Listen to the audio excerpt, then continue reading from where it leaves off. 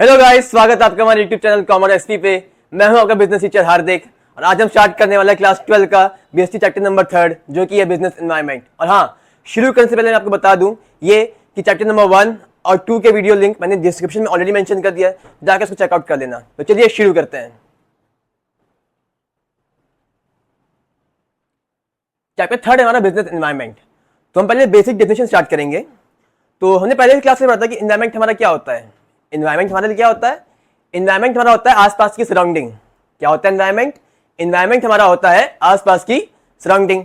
अब एक टर्म थोड़ा चेंज हो गया, क्यों? क्योंकि उसके आगे एक वर्ड लग गया जो कि है बिजनेस एनवायरनमेंट। ठीक है, तो बिजनेस एनवायरनमेंट क्या होता है? ऐसे सारे फैक्टर्स जो मेरे कंट्रोल के बाहर हैं बट मेरे बिजनेस को इफेक्ट करते हैं।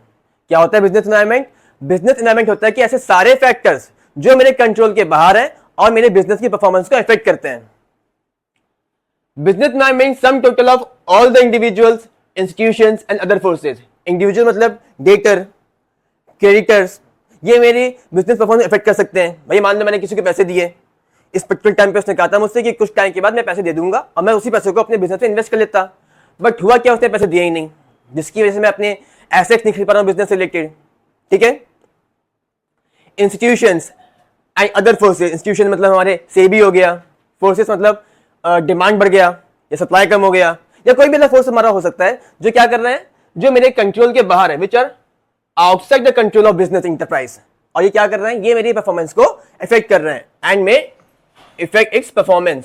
समझ में आ गया? तो क्या होता है बिजनेस एनवायरनमेंट? बिजनेस एनवायरनमेंट होता है हमारे ऐसे सारे फैक्टर्स, ऐसे सारे फोर्सेस जो मेरे कंट्रोल के बाहर है और मेरी परफॉर्मेंस को, मेरे बिजनेस की परफॉर्मेंस को इफेक्ट करते हैं। ठीक है, अब बिजनेस एनवायरनमेंट हमने पढ़ लिया, अब बात करते हैं उसके फीचर्स की।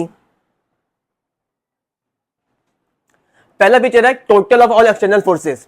ये जितने भी हमारे फैक्टर्स हैं जो मेरे बिजनेस को इफेक्ट कर रहे हैं, इन सबका टोटल है। ठीक है, तो पहला फीचर क्या है? Total of external forces. It is the sum total of external forces that directly और indirectly influences the working of a business. सारे फैक्टर्स में इंक्लूड हो गए हैं जो मेरी बिजनेस की परफॉर्मेंस को इफेक्ट कर रहे हैं। अगला है हमारा स्पेसिफिक एंड जनरल फोर्सेस। अब देखो, कुछ ऐसे फोर्सेस होते हैं, ऐसे फैक्टर्स होते हैं जो सिर्फ मेरी बिजनेस को इफेक्ट कर रहे हैं। ठीक है, ऐसे फैक्टर जो सिर्फ मेरे खुद के बिजनेस को इफेक्ट कर रहे हैं, वो क्या हो गए मेरे लिए? वो मेरे हो गए स्पेसिफिक फोर्सेस। ठीक है, तो स्पेसिफिक फोर्सेस क्या होते हैं?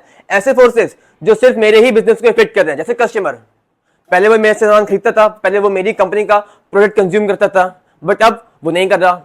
ठीक है, तो ये क्या हो गया? ये सिर्फ मेरे ही बिजनेस को इफेक्ट कर रहे हैं। ये मेरे किस में आ जाएगा? ये मेरे में आ जाएगा स्पेसिफिक फोर्सेस में।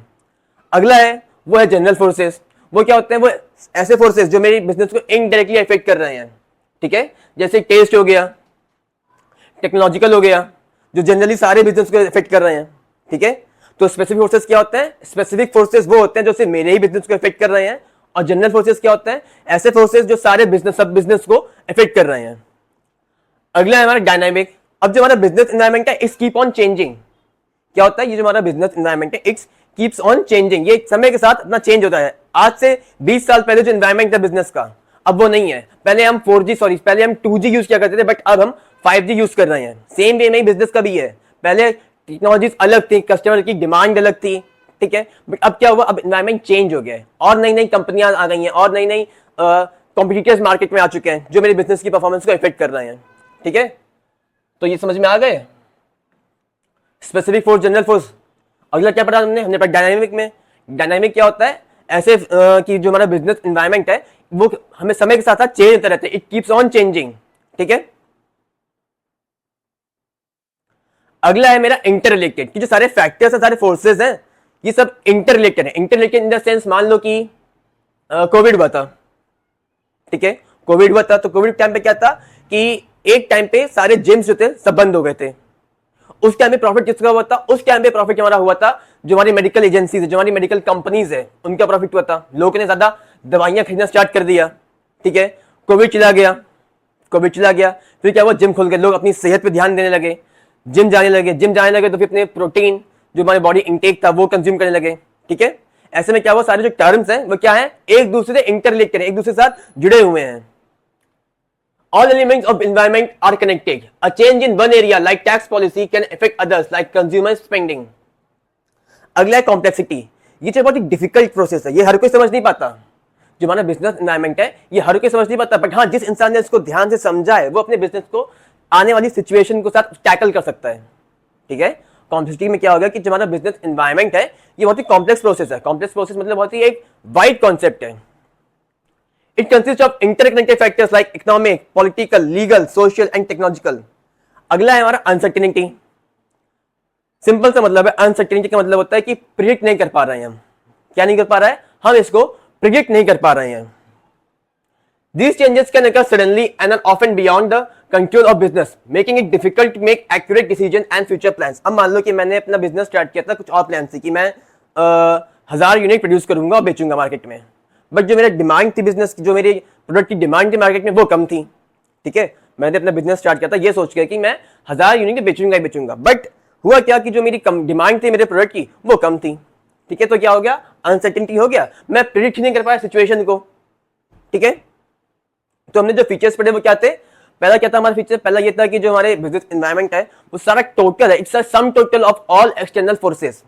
फिर क्या हुआ, फिर हमने पढ़ा कि वो स्पेसिफिक फोर्सेस, जनरल फोर्सेस, ऐसे फोर्सेस जो सिर्फ मेरे ही बिजनेस को इफेक्ट करते हैं वो हमारे आते हैं स्पेसिफिक कैटेगरी में, और ऐसे फोर्सेस जो सारे बिजनेस, सारे कंपनीज को, बाकी कंपनीज को भी इफेक्ट करते हैं वो आते हैं मेरे जनरल फोर्सेस में।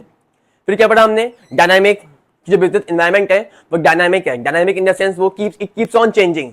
आज से 5 साल पहले जो एनवायरनमेंट था बिजनेस का वो अब नहीं है, अब और अलग हो गया, आने वाले टाइम में और अलग होगा और एडवांस हो जाएगा। ठीक है, फिर क्या पढ़ा हमने, अगला फीचर पढ़ा हमने इंटर रिलेटेड, कि सारे फैक्टर्स हैं वो एक दूसरे से कड़ी जुड़ी हुई है, सारे फैक्टर्स एक दूसरे से इंटर रिलेटेड मतलब कड़ी से कड़ी जुड़ी हुई है। फिर क्या पढ़ा, कॉम्प्लेक्सिटी। कॉम्प्लेक्सिटी का मतलब क्या ये था कि जो हमारा बिजनेस एनवायरनमेंट है बहुत ही कॉम्प्लेक्स है।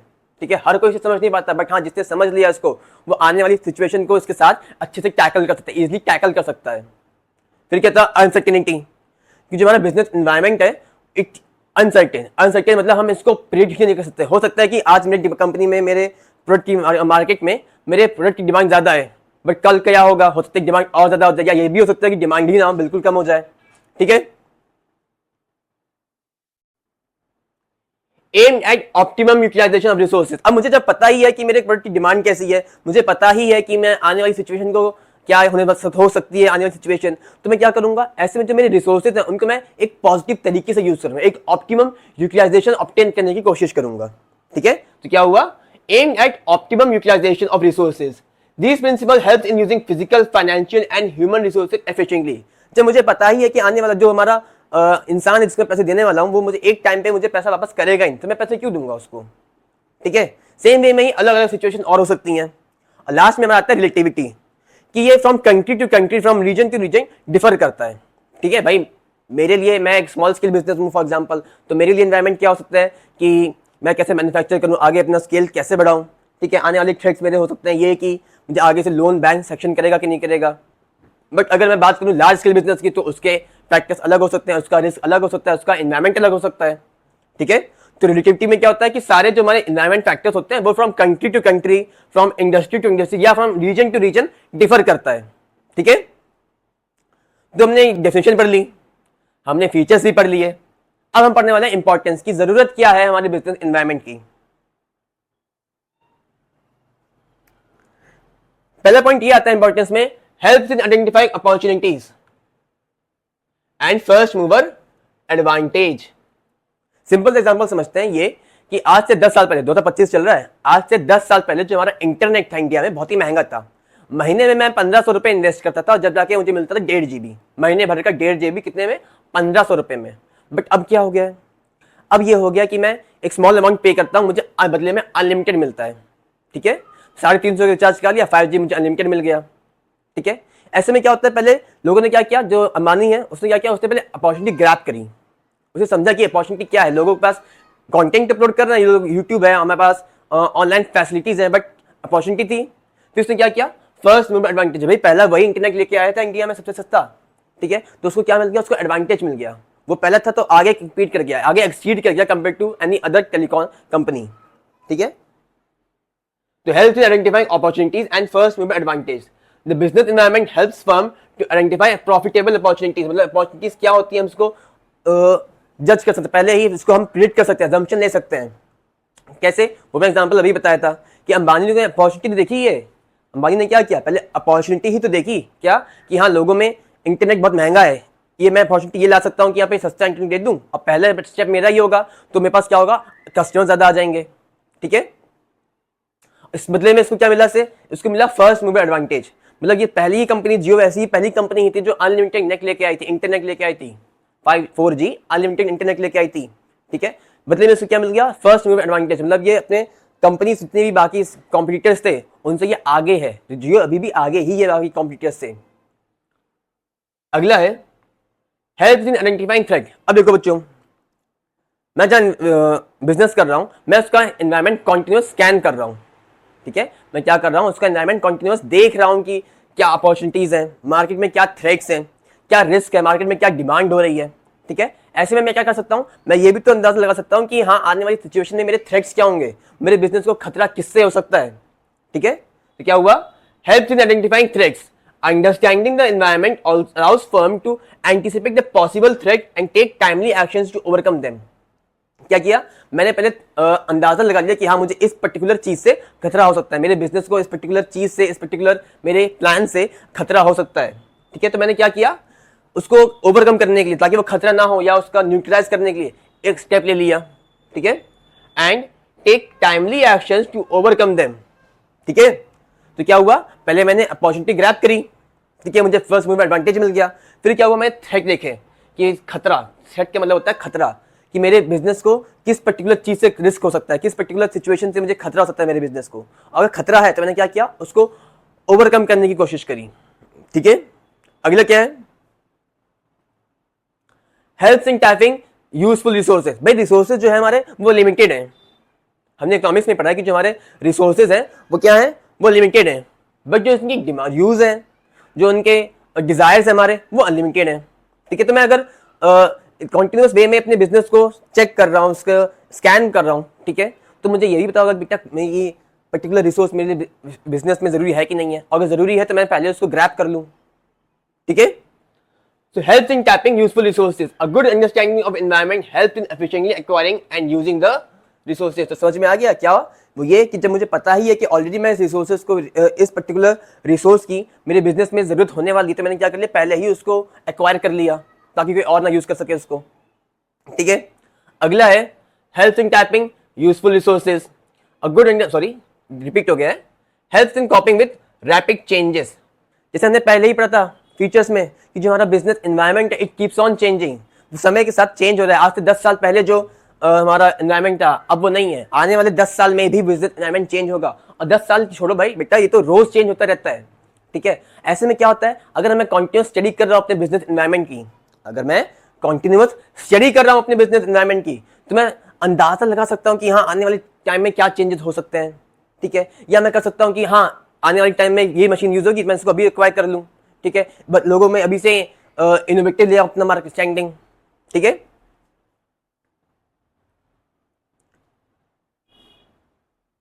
तो हमने क्या पढ़ा, हमने पढ़ा इंपॉर्टेंस ऑफ बिजनेस एनवायरनमेंट। क्या थी वो, पहला ये था हमारा कि हमने फर्स्ट मूवर एडवांटेज, हमें अपॉर्चुनिटी मिलती है बिजनेस एनवायरनमेंट को पढ़ने से। अपॉर्चुनिटी मतलब हम पता लगा सकते हैं कि मार्केट में किस चीज़ की डिमांड है, अगर हम पहले ही उसको अंदाजा लगा लेंगे तो हमें फर्स्ट मूवर एडवांटेज मिल जाएगा, जैसे अंबानी हमने पढ़ा था एग्जाम्पल में।